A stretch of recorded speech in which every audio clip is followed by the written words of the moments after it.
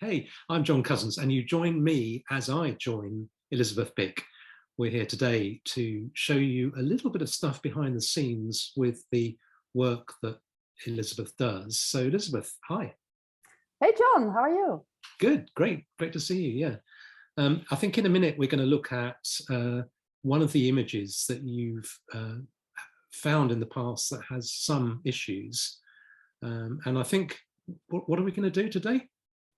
Yeah, so I'll be showing one of the things that most people know me of. So I am an image duplication expert, and I'm apparently very good in finding overlapping images or images that have duplications in them. And so I would like to share today one of those images that has several overlaps, and I'll try to explain how I see them, and hopefully other people can then see them too. How would it be if, because I am the polar opposite of you, I'm very bad at spotting things like duplicated images. How would it be if you challenged me to try and find, say, some duplications in an image? Could we do that, do you think? Yeah, of course. I mean, I have an example right here, and Give it a try. I can show that and see if you can see them. Right. Let me share my screen. Thank you. I'm nervous. Okay, so before we dive into what problems there might be with images that I'm seeing here, what am I actually seeing? So these are lung cancer cells. They're human cells, and these are obviously very tiny cells. You wouldn't be able to see them with your eyes. So these are photos taken under a microscope.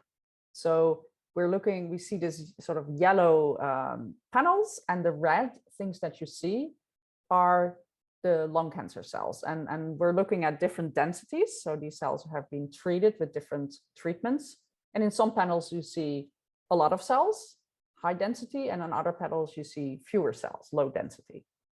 Within these 8 images, I know that you know already that there is a problem. Yes. Right. Is there more than one problem? There is more than one problem. There's actually more than 2 images that overlap with each other.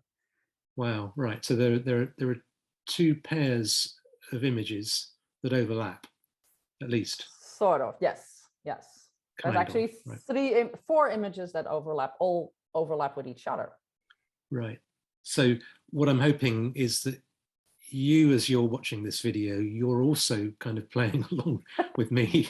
And I'm really hoping that you haven't already spotted the image, because that's going to be super embarrassing, because we're with one of the world's leading experts at spotting images.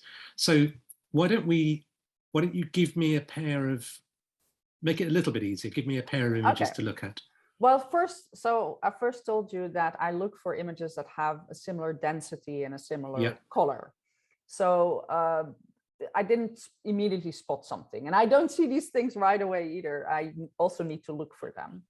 So the next thing that I would do is look at these images and see if there's a particular feature that stands out to me.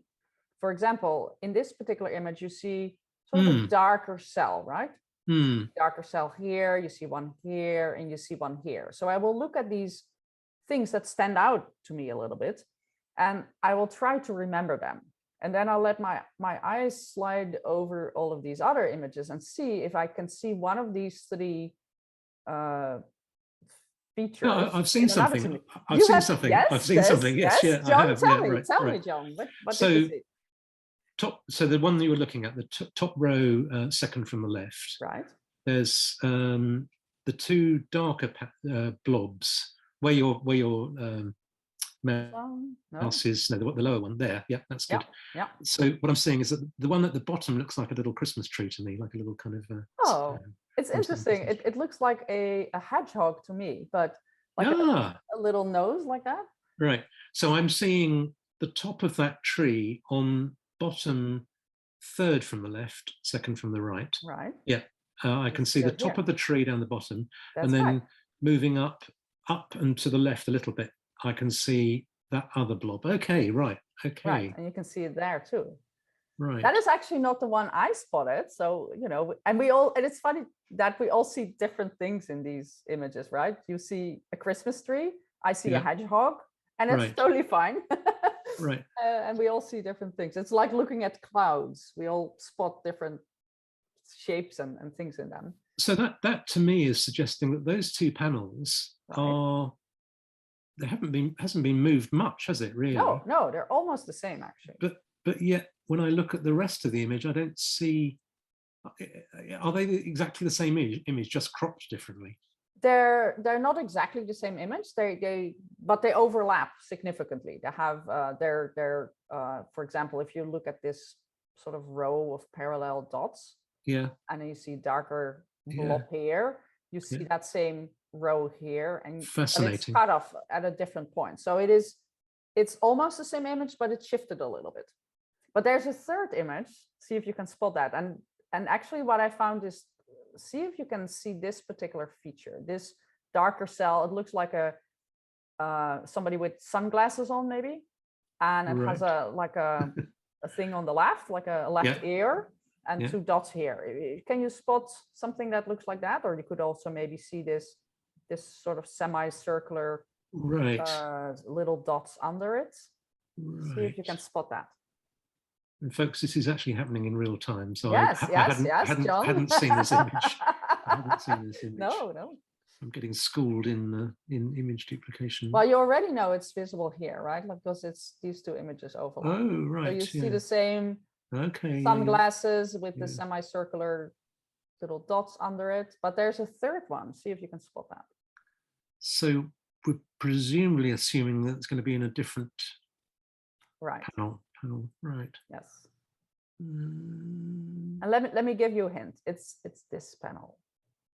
This panel, the top row. I see it. I see it. Yeah, I do. I see. Our little friend with the sunglasses. Yeah, and it's a caterpillar actually for me, but there you go. Caterpillar. There you go. Yeah. How fascinating, right? So this panel, and this panel all overlap with each other. Goodness me. How long usually does it take you to spot problems? Because this is it's a very artificial situation, because you're showing me one that you know has a problem, and not every image, I imagine, that you look at has problems. No. So an image like this might take me a couple of seconds to realize there's probably an overlap, but to actually find the overlap might take me, let's say, a minute. And then I might spot, let's say, the first overlap. Maybe, this is the one I think I found first. So I might, for example, see, oh, these two overlap. And remember that I first scan for images that have a similar density, which these four images sort of have. And there's actually a fourth overlap that we haven't discussed, because this, surprisingly, this high density panel here on the bottom left overlaps with this panel, which is a lower density of cells. But the overlap is here in this corner. So this is something I had missed.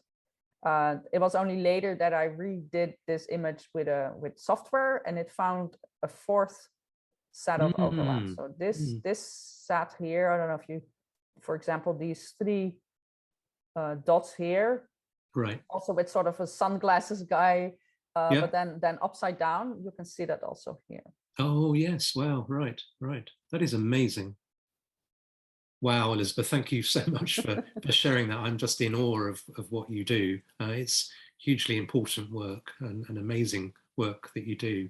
And I know that we're sharing this today with your Patreon supporters. What difference does their support make to you? It makes all the difference. It's so great to be able to do this work without having to worry about finances. I quit my job because I felt I could mean something for science by doing this, but it also meant I lost my salary, and that was a little bit of a risk.